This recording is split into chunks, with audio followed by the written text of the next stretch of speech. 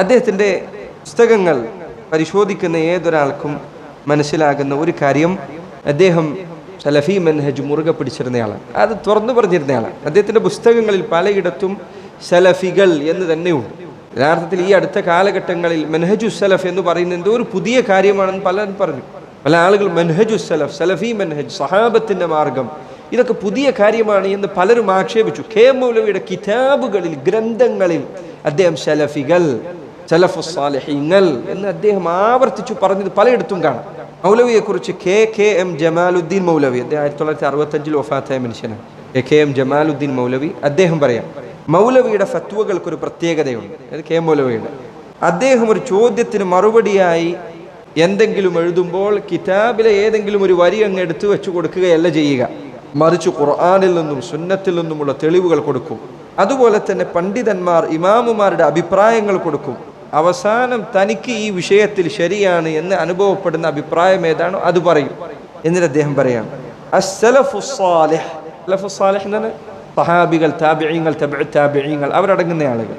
അവരിൽ നിന്ന് ഏതെങ്കിലും ഒരാളുടെ അഭിപ്രായത്തെങ്കിലും ചാരി നിന്നുകൊണ്ടല്ലാതെ, സലഫുകളിൽപ്പെട്ട ഒരാൾ പറഞ്ഞ അഭിപ്രായമല്ലാതെ തൻ്റേതായ ഒരു അഭിപ്രായം ഒരിക്കൽ പോലും മൗലവി പറയാറുണ്ടായിരുന്നില്ല. നമുക്ക് നിങ്ങൾ ഇത് വലിയ പാഠമാണ്. ഇന്ന് സുബ്ഹാനല്ലാഹ് ഖുർആനും സുന്നത്തും എടുത്തു വെച്ച് അവനാൻ്റെ ഗവേഷണം നടത്തിയ ആൾക്കാർ ഇറങ്ങി വരാൻ, ഹദീസ് എനിക്കിത് മനസ്സിലായില്ല, ഖുർആനിലായത്ത് അതെനിക്ക് ഇങ്ങനെയാണ് മനസ്സിലാവുന്നത്, ഇങ്ങനെ ഓരോരുത്തരും തോന്നിയ വ്യാഖ്യാനങ്ങളാണ്.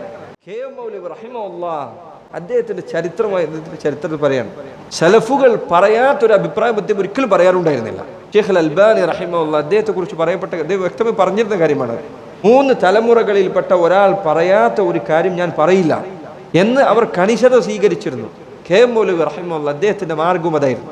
ഇമാം അഹ്മദ് റഹിമഹുല്ലാഹ് അദ്ദേഹം പറഞ്ഞതായി കാണാം. അഹ്മദ് ഇബ്നു ഹംബൽ അദ്ദേഹം പറഞ്ഞു, ഇയ്യാക അൻ യകൂന ലക ഖൗലുൻ ലൈസ ലക ഫീഹി ഇമാം, മുൻഗാമികളിൽപ്പെട്ട ഒരു ഇമാമുമാരിൽപ്പെട്ട ഒരാളും പറഞ്ഞിട്ടില്ലാത്ത ഒരു അഭിപ്രായം നീ പറയുന്നത് നീ സൂക്ഷിക്കണം, പറയാൻ പാടില്ല. ഒരാളും പറഞ്ഞിട്ടില്ലാത്തൊരു അഭിപ്രായം പറയരുത്. നിനക്ക് അങ്ങനെ ഖുർആനും സുന്നത്തിൽ അങ്ങനെ അഭിപ്രായം ഉണ്ട് തോന്നി നിനക്കെന്തോ കുഴപ്പമുണ്ട്, നീ മനസ്സിലാക്കിയാലും പ്രശ്നമുള്ളത്, അങ്ങനെ ഒരിക്കലും അഭിപ്രായം ഉണ്ടാവില്ല. മുൻഗാമികളായ ഇമാമുമാർ അവരുടെ അഭിപ്രായത്തിന് വിരുദ്ധം പറയുക എന്നത്, നോക്ക് നിങ്ങൾ, ഇവിടെയുള്ള തൗഹീദി സംഘടനകൾക്ക് അതിന് ആദ്യം തുടക്കം കുറിച്ച ആളുകളിൽ എണ്ണപ്പെടുന്ന KM മൗലവി റഹിമഹുല്ലാഹ് അദ്ദേഹത്തിൻ്റെ മൻഹജ് ഇതായിരുന്നു. അദ്ദേഹം ഒരിക്കലും സ്വന്തം അഭിപ്രായം പറയുമായിരുന്നില്ല. ദീനിൻ്റെ ഒരു വിഷയത്തിലും അദ്ദേഹം സലഫിൻ്റെ മാർഗത്ത് വിരുദ്ധമായി പറയുമായിരുന്നില്ല. അത് അദ്ദേഹത്തിൻ്റെ ഫത്വകളിൽ പ്രകടമാകുന്ന കാര്യമാണ്. മൗലവിയുടെ പ്രത്യേകതകളിൽ ഒന്നാണത്.